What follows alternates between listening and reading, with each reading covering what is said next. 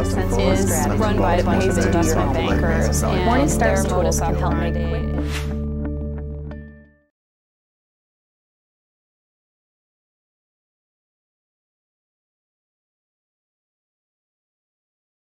Bonjour à tous.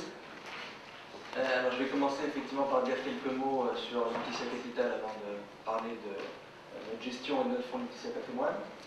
Donc Laetitia Capital, c'est une société qui a été fondée par Jean-François Comte, mon associé et moi-même en 2009.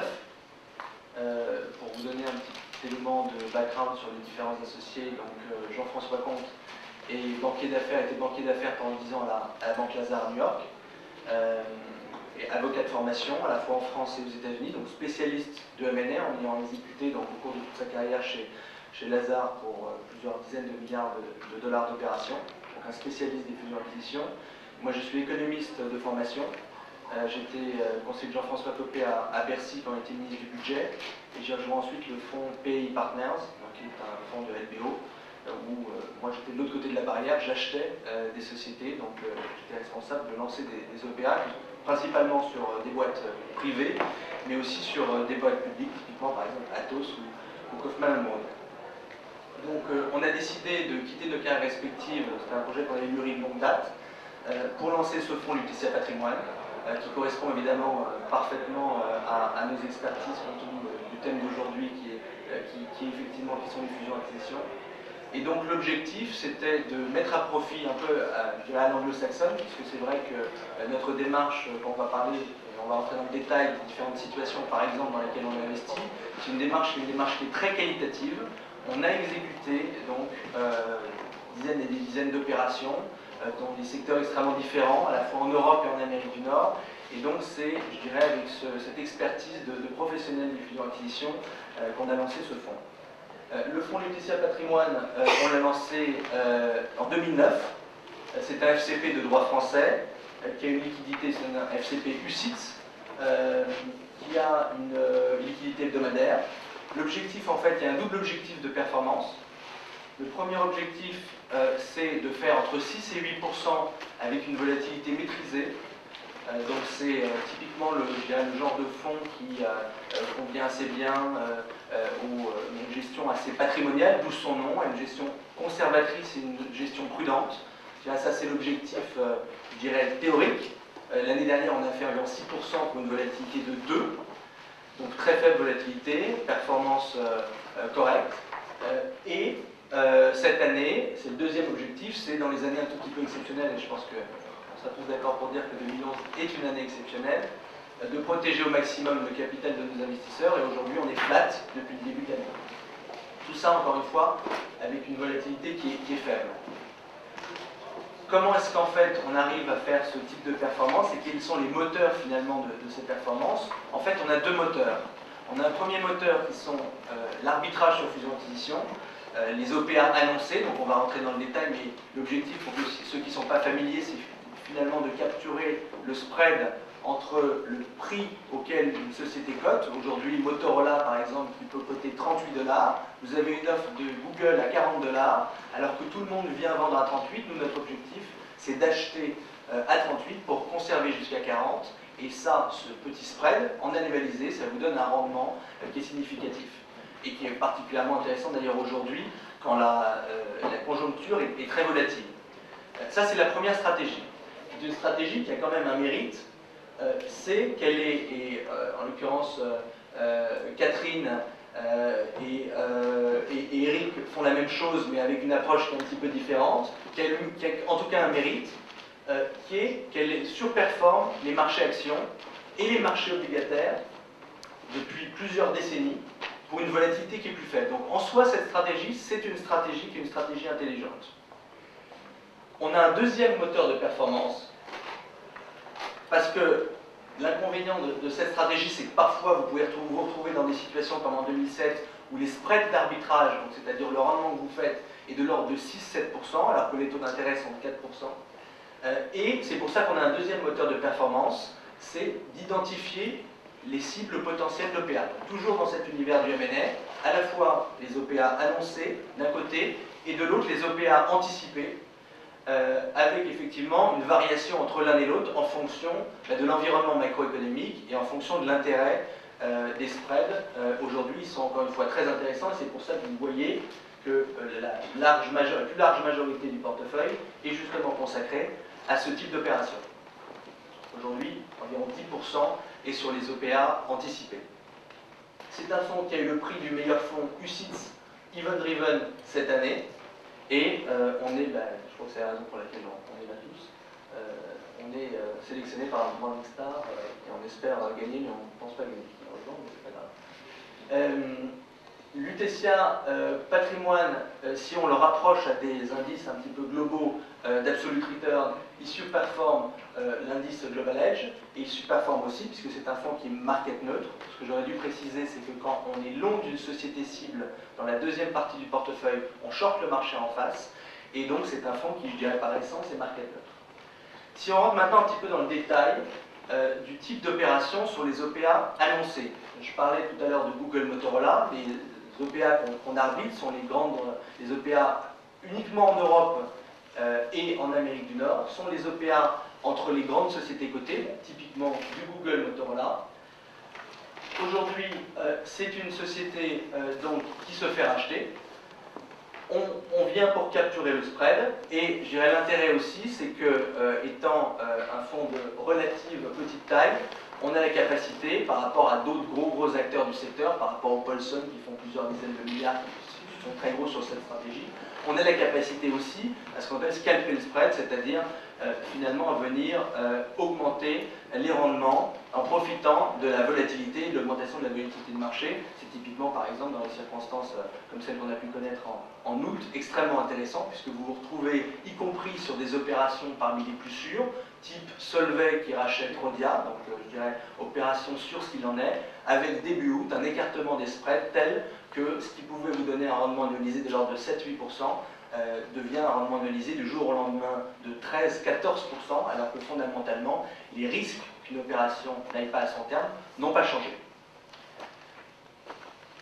Justement, à propos de risque, puisque finalement c'est une stratégie qui est une très belle stratégie sur les dernières années et sur les dernières décennies, le problème c'est que c'est une stratégie où il faut avoir toujours raison. Finalement, dans la boîte de chocolat, il ne faut jamais prendre le chocolat empoisonné, il ne faut jamais prendre l'opération qui ne va pas à son terme, qui explose.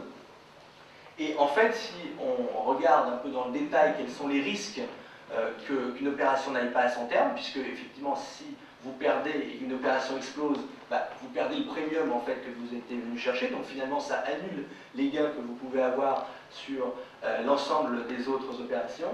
Si on prend les 4 principaux risques, ce sont quoi? Ce sont les risques financiers. Typiquement, par exemple, en 2007-2008, il y a beaucoup d'opérations de LBO, un certain nombre d'entre elles ont capoté pour des risques de financement parce qu'aux États-Unis notamment, les boîtes peuvent annoncer des OPA en ayant des conditions de financement qui tombent plutôt bien. Ça a été notre métier par le passé de faire du LBO ou d'être conseil sur des opérations de ce type-là. Donc, on connaît l'ensemble des banques de financement, on a travaillé avec eux, on a nous-mêmes négocié ce type de contrat. Deuxième risque, c'est un risque juridique. Quand vous avez une situation, c'est toujours des contrats, c'est un petit peu la beauté de notre stratégie, et c'est pour ça qu'on est tous ici des gens qui la pratiquons, qui sommes des gens qui sont très analytiques, puisque en fait, l'ensemble des documents sont publics, l'ensemble des contrats d'OPA, les contrats de financement, les analyses des uns et des autres, à un degré d'ailleurs que parfois les gens n'imaginent pas. Notre métier, c'est finalement d'analyser ces contrats pour voir notamment les fameuses MAC clauses, c'est-à-dire les clauses qui permettent à l'acheteur, en cas de circonstances un peu exceptionnelles, de sortir. Là aussi, on en a négocié chez UTSIA Capital des dizaines dans nos carrières respectives, et comme je le mentionnais en préambule, on associe d'avocats de formation à la fois en France et aux États-Unis. Enfin, troisième risque réglementaire. On a vu avec un certain nombre de transactions qui ont défrayé la chronique, type potache par exemple au Canada, où pour des raisons assez exogènes, un gouvernement peut décider du jour au lendemain, pour des raisons un peu politiques, de bloquer une transaction. Aujourd'hui on parlait de Google Motorola, typiquement une des raisons pour lesquelles le spread annualisé est aussi intéressant, c'est qu'il y a un risque antitrust. En l'occurrence, la semaine dernière, la Commission européenne a envoyé à Google un mémo de 400 pages qui rappelle l'ensemble des griefs qu'elle peut avoir à son encontre. Donc, il y a, je dirais, un intérêt et un enjeu à comprendre bien les mécanismes à la fois politiques et antitrust, ce qui tombe plutôt bien puisqu'on a été de l'autre côté de la barrière. Moi, en l'occurrence, mon job, notamment à Bercy, c'était d'aller prendre ma petite mallette et de défendre les dossiers antitrust des boîtes françaises. Et enfin, le dernier risque, c'est un risque de délai, puisque évidemment, plus le délai s'allonge, et évidemment, moins le rendement est intéressant. Ça, c'est la première stratégie. On essaie de se concentrer sur les opérations les amicales, entre acteurs stratégiques, qui offrent des rendements attractifs. C'est le cas aujourd'hui. Il y a aussi des opérations de LBO. Il y a des opérations aussi hostiles, qui sont un petit peu plus compliquées, mais néanmoins très intéressantes, qu'on pratique aussi, type Sanofi Genzyme. On avait une très grosse position dans Genzyme, qui s'est fait racheter par Sanofi. Ça, c'est la première stratégie. La deuxième stratégie, qui est la stratégie complémentaire, c'est en fait la stratégie où on cherche à anticiper les sociétés cibles potentielles d'OPA. Si, je dirais, on résume, si on prend les 500 sociétés du SP500, il y en a en moyenne une quinzaine d'entre elles, 3%, qui se font racheter chaque année. Donc nous, notre objectif sur cette deuxième stratégie, c'est d'augmenter ce hit ratio, de passer de 3 à 5 à 8, évidemment le plus possible. Comment est-ce qu'on fait? En fait, on fait quelque chose d'assez simple et de bon sens. Le premier, c'est qu'on se concentre sur les secteurs sur lesquels il y a le plus d'OPA anticipés. C'est quoi aujourd'hui? C'est la technologie. Pourquoi? Parce qu'il y a un bilan, un niveau de cash sur les bilans des grandes entreprises de technologie qui est considérable. Deuxième secteur, c'est l'énergie. Notamment les pays émergents doivent renouveler leurs sources d'approvisionnement et les grandes entreprises également, donc on se concentre sur ce secteur. Et le troisième secteur, c'est le secteur de la santé. Je mentionnais tout à l'heure Sanofi Genzyme. Typiquement, c'est le meilleur exemple, puisque vous avez des gros labos pharmaceutiques qui doivent renouveler leur pipeline, puisque un certain nombre de leurs médicaments arrivent à échéance, leur fameux blockbuster, qui génère pour plus d'1 milliard de dollars de revenus. Et donc, de ce point de vue-là, ils ont une nécessité, c'est même pas un intérêt, ils ont une nécessité vitale à se renouveler. C'est pour ça qu'il y a beaucoup d'opérations dans ce type de secteur. Donc par exemple, on se concentre sur ces secteurs. A contrario, on ne va pas aujourd'hui dans les secteurs typiquement financiers. Pourquoi? Parce que clairement aujourd'hui, si vous êtes une banque, vous avez déjà du mal à comprendre ce qu'il y a dans votre bilan, mais alors vous avez encore plus de mal à comprendre ce qu'il y a dans le bilan du voisin. Donc ça veut dire qu'aujourd'hui, il y a peu de transactions de ce type. Donc déjà, en se concentrant sur les secteurs sur lesquels il y a le plus d'opérations, et en excluant les secteurs sur lesquels il n'y a pas d'opération, mathématiquement, vous augmentez ce hit ratio, ce taux de succès. Ça, c'est la première méthode. La deuxième méthode, c'est qu'on a mis en place en fait des modèles qui ne sont pas du tout des modèles compliqués ni très originaux, qui sont en fait des modèles qu'on utilisait en banque d'affaires et en private equity dans nos métiers respectifs précédents. Pourquoi? En fait, c'est des modèles assez simples. Vous mettez d'un côté, ce sont quand même des modèles d'accrétion-dilution, vous mettez d'un côté les consolidateurs, donc vous avez par exemple typiquement dans le secteur du food, vous avez quoi? Vous avez Nestlé, vous avez Kraft, vous avez Danone, les principaux acheteurs potentiels, et vous avez de l'autre les sociétés cibles, là aussi qu'on peuple de manière qualitative, en discutant avec des spécialistes, puisqu'on ne prétend pas, tant s'en faut, être spécialiste de tous les secteurs. On en connaît un certain nombre bien, mais d'autres on ne les connaît pas, et ça se joue souvent à des logiques non seulement sectorielles, mais sous-sectorielles. Donc on va vraiment, je dirais, dans le plus haut degré possible de détail. Typiquement, pour reprendre l'exemple du food, on sait qu'aujourd'hui même Pepsi veut plus de carb soda. Ils veulent tous du baby food, ils veulent tous du bio. Donc on se concentre, on peuple de manière qualitative donc ces modèles en mettant les sociétés cibles dans ces secteurs. Et en fait, ce sont des modèles qui simulent des OPA en stock, des OPA en cash, des OPA moitié stock, moitié cash, et qui nous permettent en fait de spotter exactement ce que font les banquiers d'affaires, de spotter les boîtes qui font sens d'un point de vue financier. C'est comme ça qu'on avait été amené à identifier typiquement Cephalon, qui était une cible potentielle qui était dans notre portefeuille. On a pris le premium de 30%, malheureusement on aurait dû rester mais on a vendu à ce moment-là. Il y a une première offre avec un premium de 30% du Canadien Valeant. On a vendu à ce moment-là. Il y a une contre-offre de Teva, israélien, et on est re-rentré dans la situation d'arbitrage. Ce qui fait que non seulement on a pris le premium, mais ce qui, en fait, nous a rendu aussi très confortable pour avoir tout de suite une assez grosse position dans l'arbitrage. Donc on est convaincu que le fait d'avoir ces deux stratégies, dans la durée, permet de surperformer, puisque en fait, ces deux stratégies ont une corrélation inverse à la volatilité. Plus l'environnement est volatile, comme c'est le cas aujourd'hui, plus effectivement les spreads sont attractifs, et donc plus on va investir dans les sociétés type Google, Motorola, les spreads de ce type. Et à l'inverse, si la situation, ce qu'on espère tous, de marché s'améliore, on va utiliser la deuxième stratégie, et en espérant qu'il y ait évidemment de plus en plus d'OPA qui s'annoncent, typiquement comme c'était le cas en 2007, où vous aviez les 3 OPA qui étaient annoncés par semaine. Je crois que mon temps est imparti. 5 minutes. Alors, voilà. Ah, c'est fini. Non, peut-être juste des questions. Juste des questions. Dans l'identification d'une transaction destinée qu'elle ne va pas aboutir, sous couvert que ce soit possible de vendre à découvert, est-ce que vous êtes déjà arrivé de vous positionner dans votre stratégie en market neutral sur l'analyse qu'une transaction n'allait pas aboutir? Non, on ne fait pas de Chinese, on ne parie pas contre les transactions qui n'aboutissent pas. Oui, dans votre analyse de la performance de cette année, vous avez fait une très belle opération qui a compensé toutes vos erreurs, ou il y a 10 opérations qui justifient que vous êtes fat.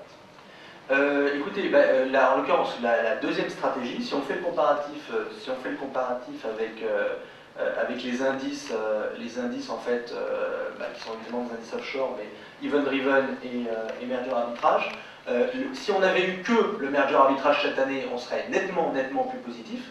Et donc on a perdu de l'argent à cause des stratégies effectivement event driven qui sont bien sûr plus spéculatives, mais c'est aussi celles qui nous ont permis par exemple de surperformer l'année dernière. Non, mais c'est pas tout à fait ma question.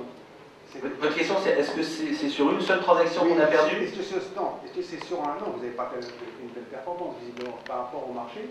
Est-ce que c'est une ou deux belles opérations pour compenser toutes les erreurs, ou il y a 10 opérations qui justifient que vous soyez à zéro alors que les marchés sont beaucoup plus bas? C'est une dizaine au global, puisque en fait vous pouvez gagner en fait à la fois sur effectivement si vous avez un céphalon et vous prenez le bon premium, mais vous pouvez aussi gagner, et en l'occurrence Catherine va en parler, je crois, parce que j'ai compris, on peut aussi en gagner quand il y a des opérations qui sont un petit peu plus, où on est un petit peu plus contrariant, où on est dans des situations où effectivement le spread est beaucoup plus important et une opération finit par se faire, et vous avez des gens comme Catherine qui le font très bien, et nous c'est une partie plus petite du portefeuille. Donc on peut gagner aussi sur des opérations. Ou alors sur des OPA hostiles, type par exemple Sanofi Genzyme, où clairement, si vous avez une position significative, ce qui était le cas dans Genzyme, vous avez de bons retours. D'autres questions? Alors, juste... Oui, quand vous dites que vous êtes market neutral, c'est-à-dire que vous achetez la cible et que vous vendez à découvert de l'acheteur? Non, alors en fait, sur la partie OPA annoncée, sur la partie merger arbitrage, on est toujours long de la cible quand c'est en cash et long de la cible short de l'acquéreur quand c'est en stock. Et sur la partie pré-event, on est long de la cible et on est short du marché en face ou du secteur, mais en général du marché. Évidemment, bêta ajusté. Une dernière question. Peut-être juste, vous pourriez nous rappeler l'encours géré par TCA? On est monté jusqu'à 150 millions de dollars cet été et aujourd'hui on a une centaine de millions de dollars.